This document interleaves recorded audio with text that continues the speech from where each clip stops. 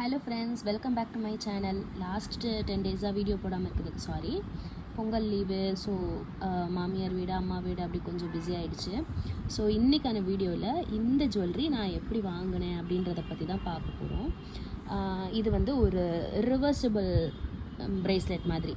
இங்கே வந்து இந்த மாதிரி ஒரு மாடல் இருக்கும். அதே பின்னாடி திருப்பி காட்டுற பாருங்கள். ஸோ பின்னாடி வந்து நல்லா ஒரு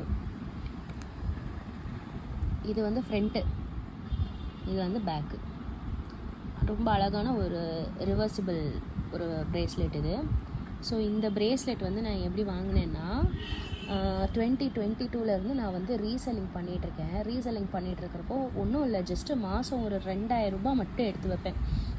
எனக்கு அதிகபட்சமாகவே ஒரு 3000 ரூபாயிலேருந்து ஒரு 4000 5000 ரூபாய் வரைக்கும் நான் பண்ணுவேன்னு வச்சுக்கோங்களேன். பட் என் கமிட்மெண்ட்டு அந்த மாதிரிலாம் போகிறதுக்கு போக ஒரு 2000 ரூபாய் தனியாக எடுத்து வச்சு ஆர்டி மாதிரி அப்படி கூட சொல்லிக்கலாம். எனக்கு போஸ்ட் ஆஃபீஸில் ஒரு சேவிங்ஸ் அக்கௌண்ட் இருக்கும். ஸோ இது வந்து ஒரு 2000 ரூபாய் எடுத்து என்னோடய எல்லா தேவைகளும் போக அந்த அக்கௌண்ட்டுக்கு நான் மாற்றிடுவேன். ஸோ அது ஒரு 1 இயராக நான் கம்ப்ளீட்டாக ஃபாலோ பண்ணேன். ஃபாலோ பண்ணப்போ எனக்கு ஒரு நல்லாவே ஒரு அமௌண்ட் சேர்த்துருந்துச்சு. மற்ற அந்த அமௌண்ட் நான் வேறு எதுக்கும் யூஸ் பண்ணேன். அது போக மிச்சம் கொஞ்சம் அமௌண்ட் இருக்கும்ல, அந்த அமௌண்ட்டில் தான் நான் இந்த ப்ரேஸ்லெட் வாங்கினேன். ஸோ இந்த ப்ரேஸ்லெட் வந்து நான் 2023 மார்ச் டைம் அந்த மாதிரி டைமில் தான் நான் வாங்கினேன். இது வந்து ஒரு 23 கேரட் ப்ரேஸ்லெட், 22 கிடையாது. இது வந்து ஒரு 23 கேரட்டு.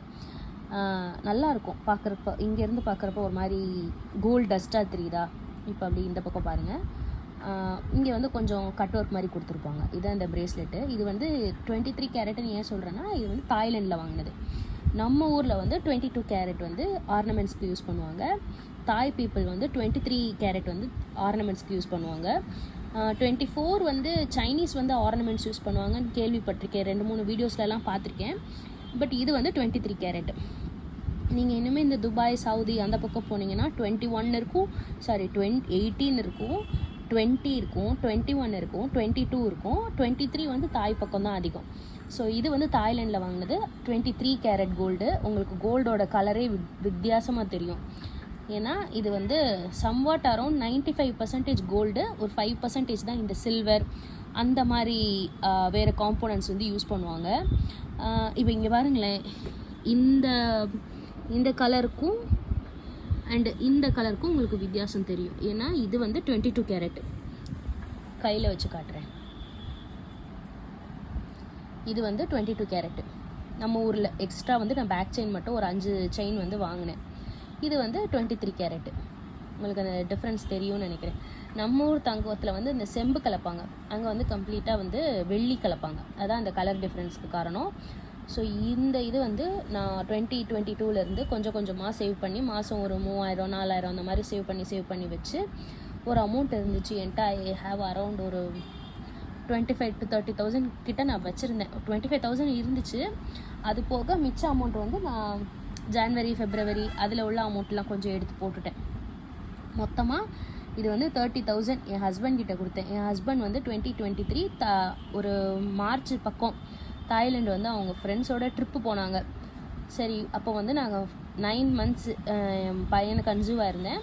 ஸோ அவங்க போனப்போ, சரி நீங்கள் போகிறீங்க தாய்லாண்டில் கோல்டு கம்மியாக இருக்கும் அப்படின்னு சொன்னாங்க. ஸோ எனக்கு வந்து ஏதாவது கோல்டு வாங்கிட்டு வாங்க, என்கிட்ட இந்த அமௌண்ட் இருக்குது, கூட போட்டு நீங்கள் என்ன உங்ககிட்ட கையில் காசு இருக்கோ போட்டு எனக்கு ஒரு அமௌண்ட் வாங்கிட்டு வாங்க அப்படின்னு சொன்னேன். ஏன் நான் இவ்வளோ கோல்டு சேமிக்கிறேன் அப்படின்றத தனியாக ஒரு வீடியோவில் சொல்கிறேன். ஏன்னா ஒரு கடை ஒன்று நாங்கள் ஸ்டார்ட் பண்ணோம். அப்போ வந்து என்னோடய நகை அதெல்லாம் கிட்டத்தட்ட ஒரு 25 பவுன் என்னோடய அம்மாவுக்கும் கொடுத்தேன், என் ஹஸ்பண்டுக்கும் கொடுத்தேன். ஸோ அப்புறம் வந்து என்கிட்ட ரொம்ப எம்டியாக இருந்த மாதிரி இருந்துச்சு, நகையே இல்லாத மாதிரி, சும்மா பேசிக்காக போடுற மாதிரி தான் இருந்துச்சு. சரி, இதுக்கப்புறம் கொஞ்சம் கொஞ்சம் வாங்கி சேர்ப்போம் அப்படின்னா இந்த மாதிரி இன்வெஸ்ட்மெண்ட்குள்ளே நான் ஸ்டார்ட் பண்ணேன். அதை நான் தனியாக அவங்களுக்கு ஒரு வீடியோ போடுறேன். எனக்கு என் தங்கம் எவ்வளோ தூரம் ஹெல்ப் பண்ணிச்சு, நான் ஏன் தங்கம் சேமிக்கிறேன் அப்படின்னு. ஸோ அவங்கக்கிட்ட போகிறப்போ இதை வந்து நான் கொடுத்துட்டேன். போய் எனக்கு வாங்கி நீங்கள் போயிட்டு வரப்போ எனக்கு இந்த கோல்டு மட்டும் வாங்கிட்டு வாங்க அப்படின்னு கொடுத்துட்டேன். ஸோ இதில் வந்து நான் ஒரு மிஸ்டேக் பண்ணியிருக்கேன். நான் அதை பின்னாடி உங்கள்கிட்ட சொல்கிறேன். ஸோ இது வந்து நான் வந்து 2023 மார்ச்சில் என் ஹஸ்பண்ட் வந்து இதை வாங்கிட்டு வந்தாங்க from Thailand, 23 carat gold. So அப்போ வந்து இந்தியாவில் ஒரு கிராம் ரேட் வந்து 5300 சம்திங் அந்த பக்கத்தில் போய்கிட்டு இருந்துச்சு. அதாவது 5200 300 அந்த ரேஞ்சுக்குள்ளே போயிட்டு இருந்துச்சு. But at the same time தாய்லாண்டில் ஒரு கிராம் கோல்டு வந்து 4800 தான் போச்சு. ஸோ நான் தற்சமையில் தான் செக் பண்ணேன். சரி எப்படியும் நம்ம ஊருக்கும் இங்கேயும் கிட்டத்தட்ட ஒரு 500 ரூபா வந்து கம்மியாக இருக்கும். அப்போ 500 ரூபானா நீங்கள் 10 கிராமுக்கு வாங்கினீங்கன்னா ஒரு கிராமே நீங்கள் எக்ஸ்ட்ரா வாங்கலாம். அந்த மாதிரி கொஞ்சம் டிஃப்ரென்ஸ் இருந்துச்சு. சரி ஓகே நம்ம ஊரில் வாங்குவோன்னா அவங்க தாய்லாந்து போகிறாங்க, அங்கேயே வாங்கிட்டு வரட்டும் அப்படின்னு என் கையில் இருந்த அமௌண்ட்டை கொடுத்து எனக்கு 1 பவுனுக்கு ஏதாவது உருப்படியாக வாங்கிட்டு வாங்கன்னு கொடுத்துட்டேன். நான் வந்து பிரேஸ்லெட் தான் வேணும் நான் இன்சிஸ்ட் பண்ணலை. இது அவங்களாம் வாங்கிட்டு வந்தது 5400னால நான் கொடுத்துட்டேன். ஸோ அவங்க நல்லா ஊரெலாம் சுற்றி பார்த்துட்டு வர்றப்போ எனக்கு வந்து இந்த பிரேஸ்லெட் வாங்கிட்டு வந்தாங்க. இதில் நாங்கள் பண்ண மிஸ்டேக் என்ன அப்படின்னா, ஆக்சுவலி இதை நான் ஊர்லேயே வாங்கியிருக்கலாம், கோல்டு ரேட் கம்மி அப்படின்னு அவங்கள நம்பி கொடுத்துட்டேன். ஆனால் அவங்க ஊரில் கோல்டுக்கெலாம் வந்து நம்ம ஊர் மாதிரி பேஸ் ரேட் கோல்டு ரேட்டு, இப்போ நம்ம ஊர்லலாம் எப்படி போடுவாங்க, கோல்டு ரேட் இருக்கும், அதுக்கு ஒரு மேக்கிங் இருக்கும், அதுக்கப்புறம் விஏ இருக்கும், அப்புறம் ஜிஎஸ்டி இருக்கும். இதுதான் நம்ம ஊரோட ஆர்டர். ஆனால் அவங்க ஊரில் இப்படி கிடையாது. கோல்டு ரேட்டு ப்ளஸ் வந்து கோல்டு ரேட் கூட கிடையாது, பீஸ் ரேட் தான்.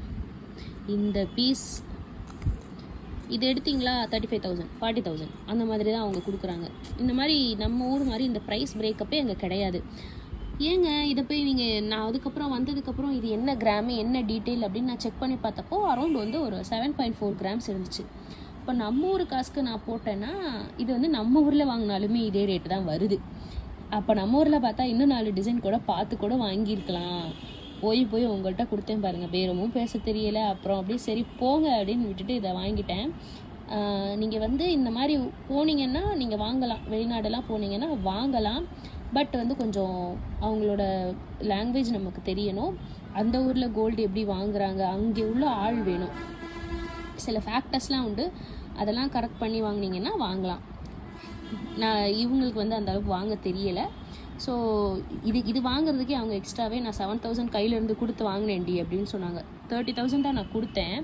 அவங்க ஒரு 35,000 37,000 ஐம் நாட் ஷுர் ஏதோ ஒரு அமௌண்ட் கொடுத்து தான் இது எக்ஸ்ட்ரா எனக்கு வாங்கிட்டு வந்தாங்க.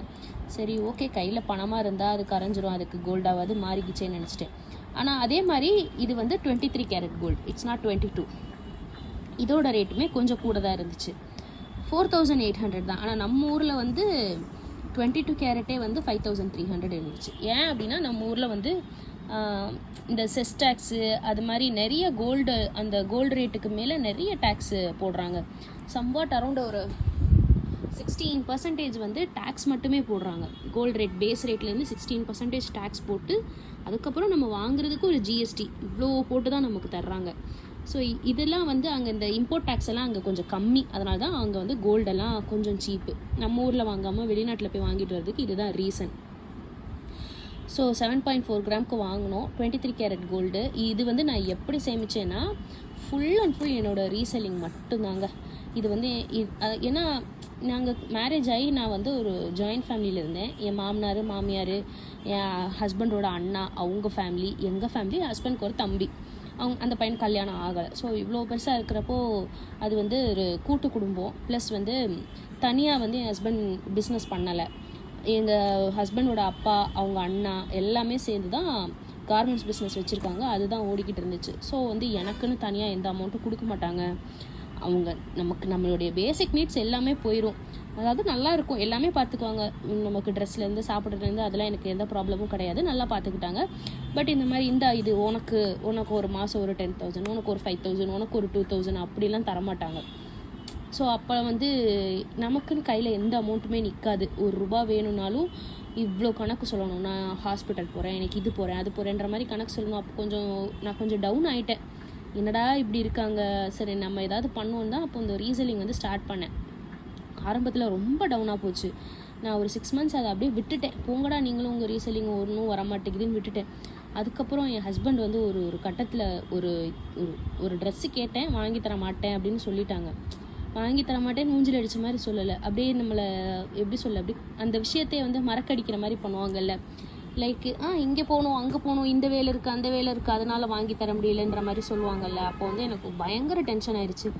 போங்க நானே பார்த்து எனக்கானதை நானே செஞ்சுக்கிறேன் அப்படின்னு வெறி வந்து நான் விட்ட ரீசெல்லிங்க ஒழுங்காக செய்ய ஆரம்பித்தேன், ப்ராப்பராக செய்ய ஆரம்பித்தேன். அப்போ வந்து எனக்கு நல்லா போச்சு. நல்ல பெர் மந்த் வந்து எனக்கு நான் என்னை பொறுத்த வரைக்கும் என்கிட்ட ரிட்டர்ன்னு கேட்டால் நான் எடுத்துக்குவேன். ப்ராப்ளம் உண்மையிலே அந்த ப்ராடக்ட் உடஞ்சிருக்குன்னா நான் எனக்கு வீடியோ வேணும் அந்த மாதிரி நான் கேட்கவே மாட்டேன். ஏன்னா நம்மளை நம்பி ஒருத்தவங்க வாங்குறாங்க, அது உடஞ்சிருச்சு, அது நான் உங்களுக்கு பிடிக்கலைன்னா அது நம்ம தான் எடுத்துக்கணும். இல்லை என் வெண்டார் எடுக்க மாட்டாங்கல்ல நான் சொல்லவே மாட்டேன். அதுக்கு வந்து எனக்கு நிறைய லாஸும் இருக்குது. But at the same time நான் அதை ப்ராப்பராக செஞ்சேன், எனக்கு அதில் ப்ராஃபிட்டும் வந்துச்சு, லாஸையும் நான் மேனேஜ் பண்ணிக்கிட்டேன். ரிட்டனும் வரும், அதையும் நான் எடுத்துக்குவேன். சில பேரில் வந்து ரிட்டனே எடுக்க மாட்டாங்க, இல்லை வெண்டார் எடுக்க மாட்டாங்க, அப்படி இப்படிலாம் சொல்லுவாங்க. பட் நம்ம வந்து கரெக்டாக செய்யணும். நம்மளை நம்பி ஒருத்தவங்க வாங்கியிருக்காங்கன்னா அதுக்கு நம்ம தான் பொறுப்பு. என் வெண்டார் எடுக்கலனாலும் பரவாயில்ல, அந்த ப்ராடக்ட் எனக்கு கம்ப்ளீட்டாக லாஸ் ஆனாலும் பரவாயில்ல, நான் எடுத்துக்குவேன். இந்த மாதிரி நிறைய எனக்குன்னு சில எத்திக்ஸை நான் வந்து ஃபாலோ பண்ணேன். நல்லாவே எனக்கு போச்சு. ஒரு மந்த் வந்து எனக்கு ரிட்டன் எல்லாம் போக ஒரு 10,000 மேலே என் கையிலே நின்றுச்சு. ஸோ அப்போ நான் வந்து கொஞ்சம் கொஞ்சமாக சேர்க்க ஆரம்பித்தேன். அப்போ தான் நான் வந்து கோல்டு சிட்டுன்ற உடனே நான் என் கையிலேருந்து போட ஆரம்பித்தேன். அதுக்கு முன்னாடி என் ஹஸ்பண்ட் கிட்டேருந்து எப்படியாச்சும் பிடிங்க ஒரு 2,500 அதுக்கு முந்தின வருஷம் நான் போட்டேன். அதான் நான் ஃபஸ்ட்டு போட்டேன் கோல்டு சிட்டு. 2,500 போட்டேன். ஆமாம். அதுக்கப்புறம் வந்து இப்போ என் கையில் காசு வரவும் அப்போ வந்து எனக்கு தெரியாது இல்லையா, இது வந்து எனக்கு மாதம் எனக்கு 2,000 வரும் 3,000 வரும் அப்படின்னா சொல்லவே முடியாது.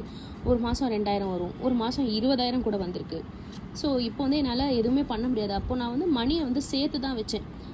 மாதம் வந்து வர அப்படியே தூக்கி என்னோடய சேவிங்ஸ் அக்கௌண்ட்டில் போட்டுகிட்டே இருந்தேன். டிசம்பர் 2 பார்த்தா ஒரு 50,000 கிட்டே இருந்துச்சு என் அக்கௌண்ட்டில்.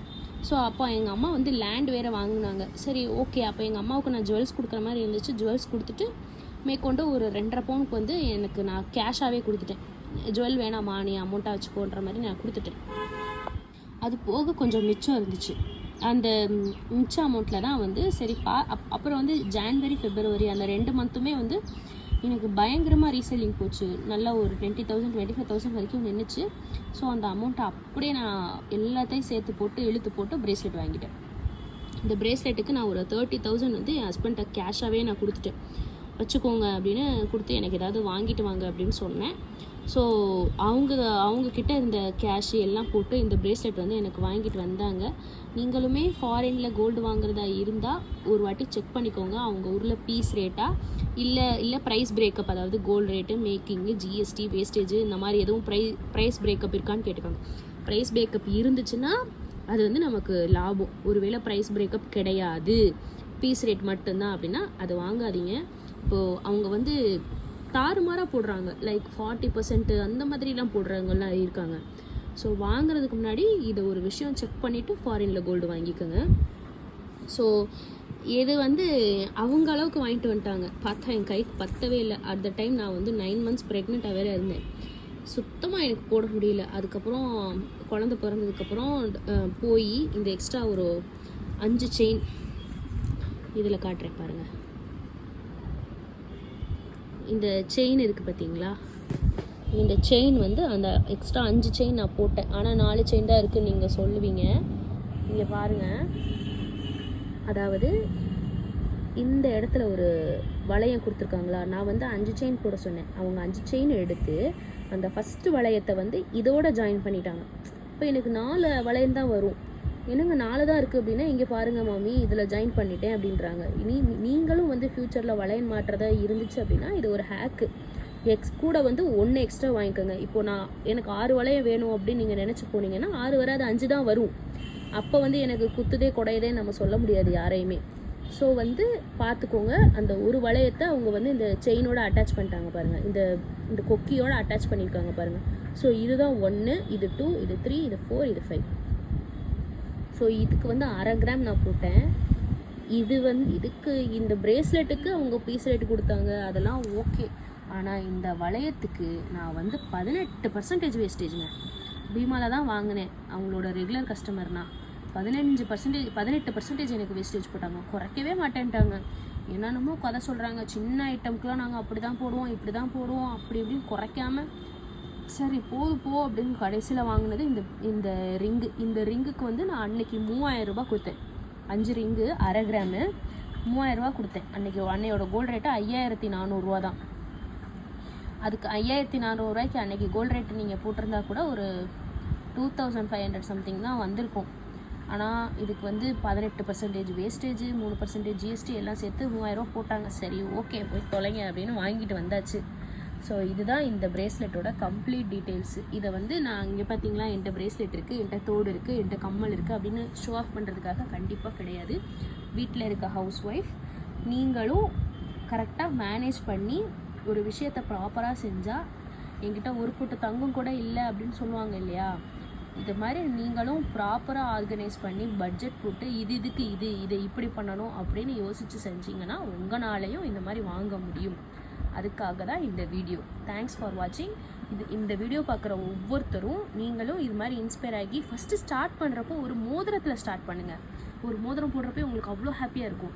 மோதிரத்தில் ஸ்டார்ட் பண்ணுங்கள், சின்ன டாலர் வாங்குங்க, இந்த மாதிரி கொஞ்சம் கொஞ்சமாக சேருங்க. கண்டிப்பாக நீங்களும் என்னால் ஒரு பொட்டு கூட வாங்க முடியல, என்கிட்ட 1 கிராம் கூட இல்லை, என்கிட்ட 1 பவுன் கூட இல்லை, அப்படி இல்லாமல் கிராம் தான் பவுன் ஆகும், பவுன் தான் வந்து 50 பவுன் 30 40 பவுன் அந்த மாதிரி மாறும். ஸோ கொஞ்சம் கொஞ்சமாக சேருங்க, சிறுக சேருங்க. இந்த செயின் இந்த இது வாங்குறப்போ 5300 தான். ஆனால் இன்றைக்கி நான் வீடியோ எடுக்கிறப்போ கோல்டோட ரேட் என்ன தெரியுமா, 7450. என்னைக்கு வாங்கியிருக்கேன், 2023 வாங்கியிருக்கேன். 2023 மார்ச்சில் வாங்கியிருக்கேன். இன்றைக்கி வந்து ஜான் 2025. கிட்டத்தட்ட சாலிடாக 1.5 வருஷம் கூட கிடையாது. ஆனால் எனக்கு எவ்வளோ கெயின், 2000 ரூபாய் 1 கிராமுக்கு. இப்போ 1 பவுனுக்கு 16,000 ரூபாய் கிட்ட வந்து எனக்கு கெயின். ஸோ 2 வருஷத்துலேயே எனக்கு இந்த அளவுக்கு வந்து ரிட்டர்ன்ஸ் கொடுத்துருக்கு. இதனால தான் தங்கத்தை சேமிங்கன்னு சொல்கிறோம். தங்கம் 10,000 ரூபாய் வரைக்கும் கூட போகும். இப்போ இந்த டைம் யூஸ் பண்ணி சேமிச்சுக்கோங்க. பாய் ஃப்ரெண்ட்ஸ், தேங்க்யூ ஃபார் வாட்சிங். என்னோடய வீடியோ உங்களுக்கு யூஸ்ஃபுல்லாக இருந்துச்சுன்னா நீங்களும் என்னோடய வீடியோவை சப்ஸ்கிரைப் பண்ணி எனக்கு சப்போர்ட் பண்ணுங்கள். அது எனக்கு ரொம்ப it means a lot. Thank you friends, bye. Next இது மாதிரி ஒரு யூஸ்ஃபுல்லான வீடியோவில் சந்திக்கிறேன்.